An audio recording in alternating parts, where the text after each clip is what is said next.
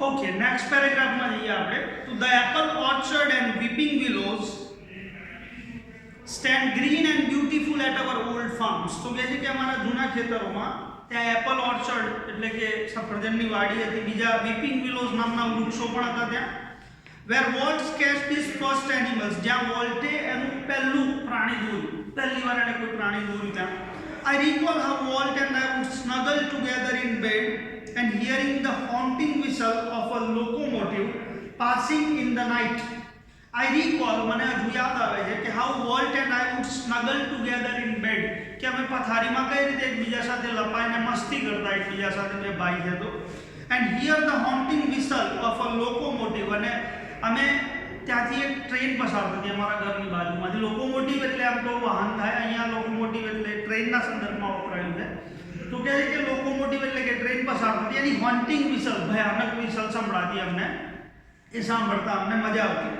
Hour uncle Mike was an engineer, અમારા કાકા જે છે માઇક એ એન્જિનિયર હતા ટ્રેન ઉપર ત્યાં, and he would blow his whistle one long and two short just for us, એટલે જાણી જોઈને એક લાંબી વિસલ ને બે ટૂંકી વિસલ વગાડતા અમારા માટે ત્યાંથી પસાર થાય ત્યારે।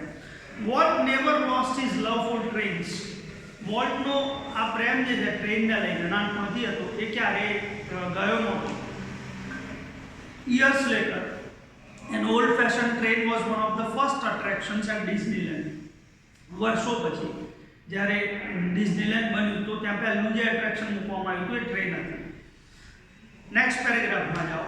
As far back as I can remember volt was drawing, હું યાદ કરું કે વોલ્ટે ડ્રોઈંગની શરૂઆત ક્યાંથી કરી, તો કહે છે કે the first money he ever made was a nickel for a sketch of a neighbours horse.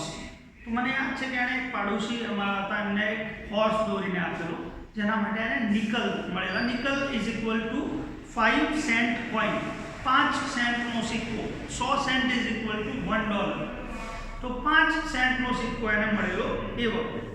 He studied cartooning in Chicago, આમાં કેટલીક ઇન્ફોર્મેશન આવશે, એણે કયા શહેરમાં સ્ટડી કર્યું, ક્યાંથી શરૂઆત કરી, એ જરા ધ્યાન રાખજો એનું નામ। He studied cartooning in Chicago, એણે શિકાગોમાં સ્ટડી કરી કાર્ટૂનિંગની, and then started a little animated cartoon company in Kansas City that flop, પછી એણે કેન્સાસ સિટીમાં એક કાર્ટૂન કંપની શરૂ કરી નાની, જે ફ્લોપ ગઈ। I was in Los Angeles when Walt, just 21, decided to try his luck in Hollywood. कहते कि हूँ लॉस एंजेलसમાં હતો જ્યારે વોલ્ટે જે 21 વર્ષનો હતો એ વખતે એણે નક્કી કર્યું કે આપણે હોલિવૂડમાં જઈશું। I met him at the station. He was carrying a cheap suitcase that contained all of his belongings.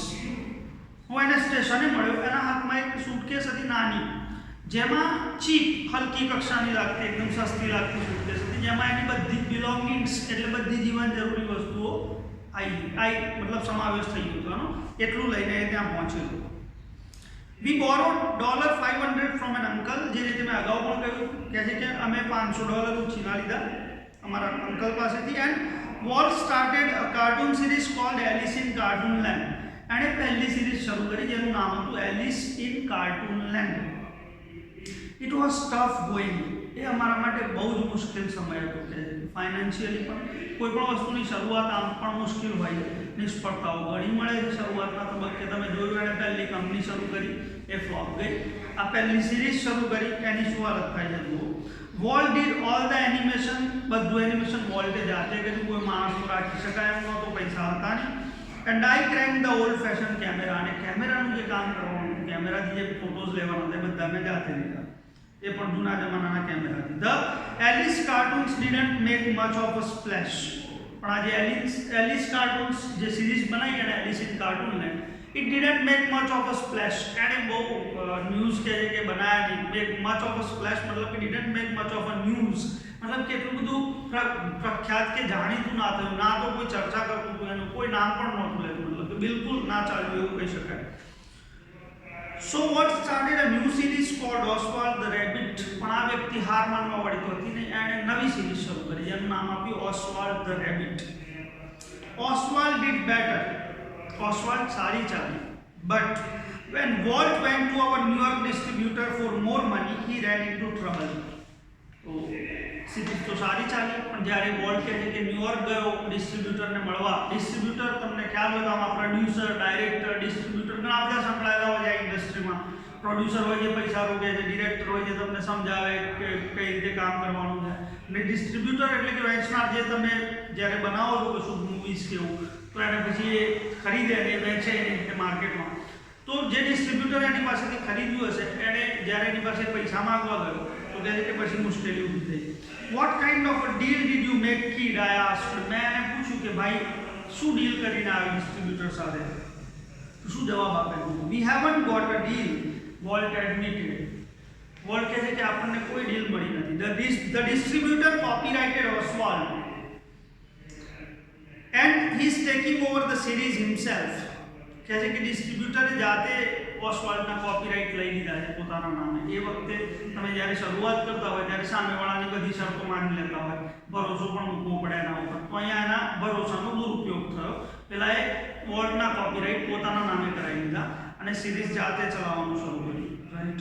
સ્ટ્રેન્જલી Walt did not seem ડાઉનહાર્ટેડ. આ સાંભળીને આપણને પણ દુઃખ થાય કે યાર વોલ્ટ સાથે આપણો દગો થયો. પણ કહે છે કે વોલ્ટ ડીડન્ટ સીમ ડાઉનહાર્ટેડ. ડાઉનહાર્ટેડ મતલબ કે નિરાશ થવું, ડિસઅપોઇન્ટેડ. એ માણસ બિલકુલ નિરાશ દેખાયો નહીં. Strangely Walt did not seem downhearted. We are going to start a new series, he enthused. એકદમ સામાન્ય રીતે એકદમ ઉત્સાહથી બોલે છે કે આપણે નવી સિરીઝ શરૂ કરીશું. એક લઈ ગયો તો શું ફરક પડે, નવી બનાવીશું આપણે. Right.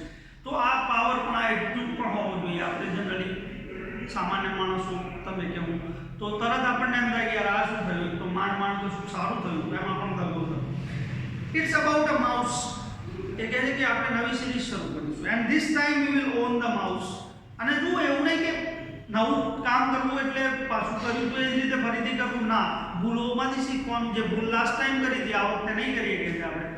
This time we will make the series about mouse and we will own the mouse.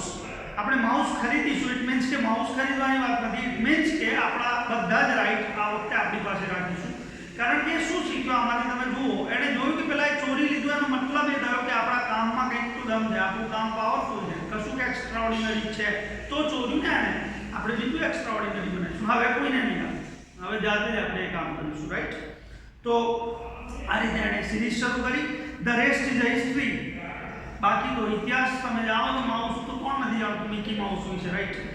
Walt's mouse Mickey celebrated his 40th birthday in 1968. વોલ્ટનો જે માઉસ છે જેનું નામ મિકી છે એણે 40મો બર્થડે 1968માં ઉજવેલો. And happy 40th it was. અને પણ કેવો તો જોરદાર કહે છે, જબરદસ્ત. A quarter of a billion people saw a Disney movie in 1968. ત્યાં સુધીમાં તો લાખો લોકોએ ડિઝની મૂવીઝ જોઈ કાઢ્યા હતા. 100 million watched the Disney TV show. લાખો લોકો ડિઝની ટીવી શો જોવા લાગ્યા હતા. મતલબ કે પુષ્કળ ફેન ફોલોઈંગ થઈ ગયું વર્લ્ડમાં. Nearly a billion read a Disney book or magazine. અને ઘણા બીજા લાખો કરોડો લોકોએ ડિઝનીની બુક અને મેગેઝિન્સ વાંચેલા. And almost 10 million people visited Disneyland. અને લાખો લોકોએ ત્યાં સુધીમાં ડિઝનીલેન્ડની પણ મુલાકાત લીધી હતી. And Mickey as volt use to say started it all. અને વોલ્ટને પૂછો તો એમ કહેશે કે આ બધું જે થયું મારી લાઈફમાં, જે પણ અદ્ભુત થયું, જેટલું પણ મેં જે વિચાર્યું હતું, બધા એક્સ્ટ્રાઓર્ડિનરી ઇમ્પ્રેક્ટિકલ જે સ્વપ્નો પૂરા કર્યા મેં, એ બધાની શરૂઆત જો કોઈએ કરી હોય તો એ કોણે કરેલી? તો એ મિકીએ કરેલી. મિકી માઉસની સફળતા પછી વોલ્ટ આગળ વધી શક્યો અને એની સફળતાને આધારે જ એને એક પછી એક પગથિયા એને ચડવાના શરૂ કર્યા અને એ ત્યાં સુધી પહોંચ્યો. Mickey was only the first successful product of Walt's matchless imagination. કારણ કે એની પાસે કલ્પના હતી, આઈડિયાઝ હતા, પણ એ આઈડિયાઝનું જો સૌથી સારી પ્રોડક્ટ, સફળ પ્રોડક્ટ જો એને બનાવી હોય તો એ મિકી હતી. And ability to make his dreams become reality. અને એનામાં જે ક્ષમતા હતી કે કોઈ પણ સ્વપ્નને વાસ્તવિકતામાં ફેરવી શકે, તો એનું પહેલું ઉદાહરણ જો જોવા મળ્યું તો એ Mickey Mouse. It was an ability he could turn on for any occasion. અને એનામાં આ જે એબિલિટી હતી, એની કલ્પના પાવરફુલ હતી, એ કોઈ પણ કલ્પનાને વાસ્તવિકતામાં ફેરવી શકતું હતું. એ કહે છે કે કોઈ પણ પ્રસંગે જોવા મળતી. એવું જરૂર નથી બહુ મોટો પ્રસંગ હોય તો જ જોવા મળે. લાર્જ ઓર સ્મોલ, પછી એ પ્રસંગ મોટો હોય કે નાનો હોય, once when my son Roy Edward had the measles, એકવાર મારા દીકરાને એટલે કે રોય ડિઝનીના દીકરાને કહે છે કે રોય એડવર્ડ નામ છે, એને શીતળાનો રોગ થયો, measles. Walt came and told him the story of Pinocchio. તો વોલ્ટ સ્વાભાવિક રીતે એને મળવા આવ્યો, તો ત્યાં મળવા આવ્યો તો એણે એને વાર્તા સંભળાઈ, પિનોચિયોની વાર્તા, which he was making at that time. એ વખતે એ બનાવતો, નવી સિરીઝ બનાવવાની હતી, બની નહોતી પિનોચિયોની સિરીઝ, જેના દિમાગમાં હતી, જે એણે લખી હશે થોડી, એ સ્ટોરી એ સંભળાવે છે એને. હવે આ બાળકને સંભળાવે ખુશ કરવા, તો કદાચ તમને લાગે કે સાધારણ રીતે સંભળાઈ દીધી હશે, આ કહે છે કે ના. When Walt told a story, it was a virtuoso performance. જ્યારે વોલ્ટ વાર્તા કહે છે તો એનું પરફોર્મન્સ કેવું હોય છે? વર્ચ્યુઓસો કહે છે, એક્સેપ્શનલ, અપવાદરૂપ, એકદમ અદ્ભુત પરફોર્મન્સ સાથે. એવું નહીં કે ચાલો બાળક છે તો થોડું ખુશ થઈ જાય એવું કરી દઈએ સામાન્ય રીતે, નહીં. એ પૂરા એના ઇમોશન સાથે, એક્સપ્રેશન સાથે આગળ કહે છે. His eyes riveted his listener. એની આંખો એટલી બધી પ્રભાવી જાય કે જબરજસ્ત રીતે વાર્તા કહી છે કે સામેવાળો એની આંખોમાં મંત્રમુગ્ધ થઈ જાય, મતલબ કે ખોવાઈ જાય. His mustache twitched expressively. mustache એટલે કે મૂછ, એની મૂછો એક્સપ્રેસિવલી ઉપર નીચે થઈ રહી છે, જેવા જેવા એક્સપ્રેશનની જરૂર પડે જેવા એક્સપ્રેશન સાથે બોલી રહ્યો છે. His eyebrows rose and fell. એની વાતો જેમ જેમ એ વાર્તા કહી રહ્યો છે એની આઈબ્રોઝ પણ ઉપર નીચે થઈ રહી છે, જ્યારે જરૂર પડે છે એક્સપ્રેશન, જેવા એક્સપ્રેશનની એવા એક્સપ્રેશન સાથે બોલી રહ્યો છે. His hands moves with the grace of a musical conductor. એના હાથ, તમે જાણો છો કમ્યુનિકેશનમાં હાથનું બહુ ઇમ્પોર્ટન્સ. તમે નેચરલી અત્યારે મારો વિડીયો જોઈ જાય, કોઈ પણ ટીચરનો વિડીયો જોતા હશો તો હાથની મૂવમેન્ટ જોવા મળે છે, રાઈટ, નેચરલ મૂવમેન્ટ હોય છે, રાઈટ, અને એ થવી જોઈએ. હું આ રીતે વિડીયો બનાવું તો આ રીતે હું ક્લાસરૂમમાં ટીચિંગ કરતો હોય તો એ બોરિંગ થઈ જાય તમારા માટે સ્વાભાવિક રીતે, રાઈટ. તો એ નેચરલ એક્સપ્રેશન આવવા જોઈએ. અહીંયા એ વાર્તા કહી રહ્યું કે આ તો વોલ્ટ ડિઝની, જે આપણે એની સાથે કમ્પેરિઝન નથી કરી રહ્યા, વોલ્ટ ડિઝની જ્યારે વાર્તા કહી રહ્યું છે, કહે છે કે એના હાથ જાણે એટલો મ્યુઝિકલ કંડક્ટર હોય ને, તમે મૂવીઝમાં જોયું હશે પેલા મ્યુઝિકલ કંડક્ટર હોય આ રીતે એની ધૂળ ઉપર હાથની મૂવમેન્ટ કરાવતા હોય, તો એટલી સુંદરતા સાથે, જેટલી સુંદરતા સાથે એ લોકો હાથની મૂવમેન્ટ કરે છે, એટલી સુંદર રીતે આના હાથની મૂવમેન્ટ થઈ રહી છે. Young Roy was so wide-eyed at Walt's graphic telling of the fairy tale that he forgot all about his measles. Young Roy, આ છોકરો એટલો બધો ખુશ થયો, એટલો બધો આશ્ચર્યચકિત થયો વોલ્ટની આજે ગ્રાફિક ટેલિંગ ઓફ ધ ફેરી ટેલ, આજે કાલ્પનિક વાર્તાનું એણે ચિત્રાત્મક વર્ણન કર્યું. ગ્રાફિક ટેલિંગ એટલે કે ચિત્રાત્મક વર્ણન કર્યું, બિલકુલ જાણે કે સામે દેખાતું હોય એ રીતે વર્ણન કર્યું. That he forgot all about his measles. કે પેલું બાળક જે હતું એના રોગ વિશે, બીમારી વિશે તો બધું ભૂલી ગયું. Later when he saw the finished picture, પછીથી જ્યારે એને પૂરું પિક્ચર જોયું, મતલબ કે પિનોચિયો જ્યારે બનીને આવ્યું, he was strangely disappointed. તો પેલો રોય એડવર્ડ જે છે બાળક, એને નિરાશા થઈ કે છે કે એટલી મજા ના આવી આગળ કહે છે. It didn't seem as exciting as when Uncle Walt told it, he said. એ કહે છે કે એટલું બધું સારું ના લાગ્યું જેટલું જ્યારે વોલ્ટ અંકલે મને સંભળાવી હતી સ્ટોરી, એ વખતે જેટલું સારું લાગ્યું એટલું સારું ના લાગ્યું. ઇટ મીન્સ કે એનો પાવર હતો સ્ટોરી ટેલિંગનો, કે ઓરિજિનલ પિક્ચર પણ એની સ્ટોરી ટેલિંગ કરતાં પાવરફુલ નથી લાગી શકતું, રાઈટ. એનું સ્ટોરી ટેલિંગ એટલી હદે પાવરફુલ છે. ઓકે,